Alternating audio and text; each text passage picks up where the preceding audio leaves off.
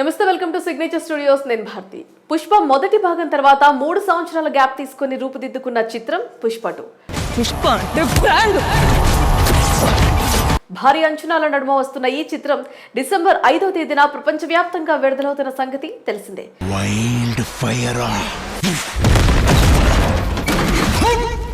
ఇప్పటికే ఈ cinema shoot పూర్తి చేసుకోగా పోస్ట్ ప్రొడక్షన్ వర్క్ తో చిత్ర టీం మరియు దర్శకుడు సుకుమార్ ఫుల్ బిజీగా ఉన్నారు. ప్రేక్షకుల కోసం సినిమాని మరో స్థాయిలో చూపించేందుకు అన్ని జాగ్రత్తలు తీసుకుని పకడ్బందీగా మూవీ స్క్రీన్ ప్లేను కథను ప్లాన్ చేసినట్లుగా తెలుస్తోంది.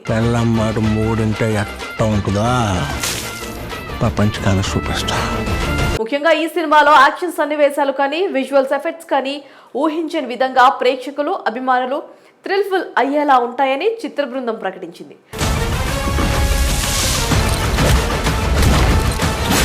మరీ ముఖ్యంగా అల్లు అర్జున్ చీర కట్టుకుని ఫైట్ చేసే గంగమ్మ జాతర ఎపిసోడ్ కానీ విలన్ సన్నివేశాలు కానీ ఉత్కంఠ రేకెత్తించేలా ఉండనున్నాయని సమాచారం.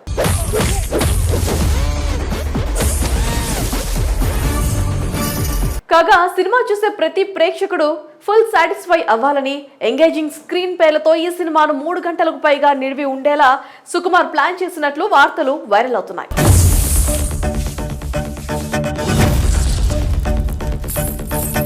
అంటే సినిమాలో వచ్చే ప్రతి సీన్ కూడా బాగా ఎమోషన్స్ ను పండిస్తూ క్లారిటీతో బాగా డీటెయిల్డ్ గా చెప్పాలని స్క్రీన్ ను రాసుకున్నాడని అంటున్నారు. ఇక ఈ సినిమాలో మ్యూజిక్ చాలా కీలకంగా వ్యవహరించబోతుంది. ముఖ్యంగా దేవిశ్రీ ప్రసాద్ అందించిన పాటలు ఈ సినిమాని మరో స్థాయిలో నిలబెడతాయని ధీమా వ్యక్తం చేస్తున్నారు.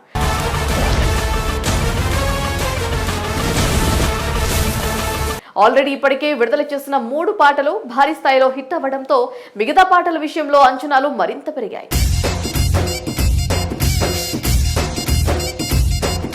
ఇక ఇదిలా ఉంటే ఈ సినిమా కోసం ఎక్కడా కాంప్రమైజ్ కాకుండా సుకుమార్ సినిమాను భారీ బడ్జెట్ చిత్రంగా నిర్మాతల చేత భారీగా ఖర్చు పెట్టించాడని అర్థమవుతోంది.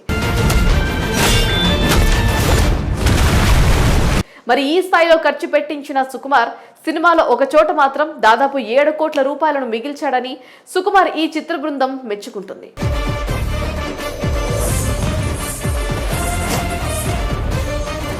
మరి ఆయన 7 కోట్లు ఎలా మిగిల్చాడనే విషయానికి వస్తే ఈ సినిమాకి ముందు నుంచి చెప్పినట్లుగా ఐటమ్ సాంగ్ కోసం శ్రద్ధా కపూర్ ని సంప్రదించిన విషయం తెలిసిందే. పార్టీ ఉంది పుష్ప, పార్టీ ఉంది. ఆమె ఐటమ్ సాంగ్ లో బండితో డాన్స్ వేయటానికి దాదాపు 8 కోట్ల రూపాయలు రెమ్యునేషన్ డిమాండ్ చేసినట్లు వార్తలు బాగా వైరల్ అయ్యాయి.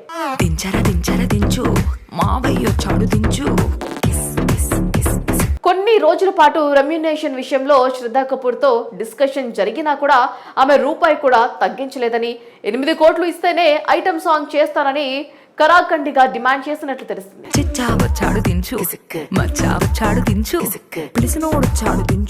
దీంతో సుకుమార్ ఆమెకి 8 కోట్ల రూపాయలు ఇవ్వటం ఇష్టం లేక పైగా ఈ సినిమాలో ఐటమ్ సాంగ్ నుండి కొత్తగా వచ్చే హైప్ కూడా పెద్దగా లేదని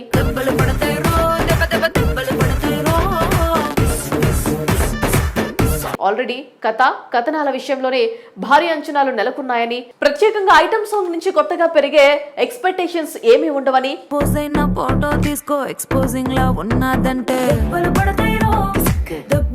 శ్రద్ధా కపూర్ కు ఇచ్చే 8 కోట్ల రూపాయలు వేస్ట్ చేయడం ఇష్టం లేక శ్రీలీలాతో 1 కోటి రెమ్యునేషన్ ఇచ్చి ఐటమ్ సాంగ్ చేయించారు.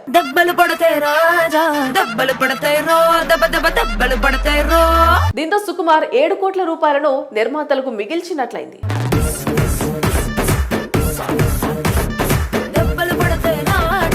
ఆయన సినిమా కోసం తీసుకున్న షార్ప్ డిసిషన్ వల్ల 7 కోట్లు మిగలటంతో చిత్ర టీం సుకుమార్ ను ప్రశంసించారని తెలుస్తోంది.